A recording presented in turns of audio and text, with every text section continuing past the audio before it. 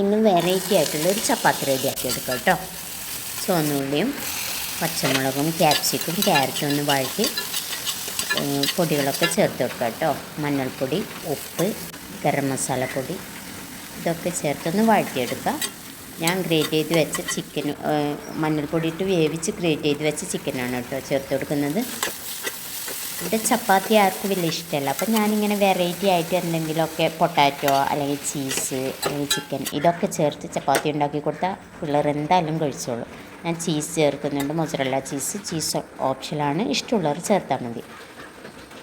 മാവിൽ ഗോതമ്പ് മാവിൽ ഒന്ന് പരത്തിയെടുത്ത് അതിൻ്റെ അകത്ത് ഫില്ലിങ് വെച്ച് വീണ്ടും അത് മടക്കി പരത്തിയെടുത്ത് ചുട്ടെടുത്ത് കൊടുക്കുക.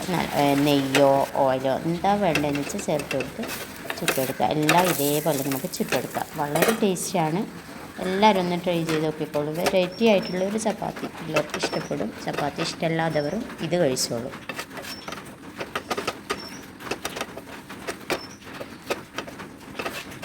ഇതേ ഫില്ലിങ് വെച്ച് ഞാൻ സ്നാക്സും റെഡിയാക്കി എടുക്കുന്നുണ്ട്. ഫില്ലിങ് ബാക്കി വന്നപ്പോൾ ഞാൻ ബ്രെഡ് സാൻഡ്വിച്ചാണ് ഇതുണ്ടാക്കുന്നത്. കുറച്ച് സോസും ക്രീം ചീസും ചേർത്ത് ഈവനിങ്ങിനുള്ള സ്നാക്സും ഡിന്നറിനുള്ള ചപ്പാത്തിയും ഒരേ ഫില്ലിങ് വെച്ച് റെഡിയാക്കി എടുത്തിട്ടുണ്ട്. എല്ലാവരും ഒന്ന് ട്രൈ ചെയ്ത് നോക്കിക്കോളൂ. വളരെ എളുപ്പമാണ് കേട്ടോ. ഒരു കറി വെക്കുന്ന ടൈമേ വേണ്ടൂ. വളരെ ടേസ്റ്റിയുമാണ്.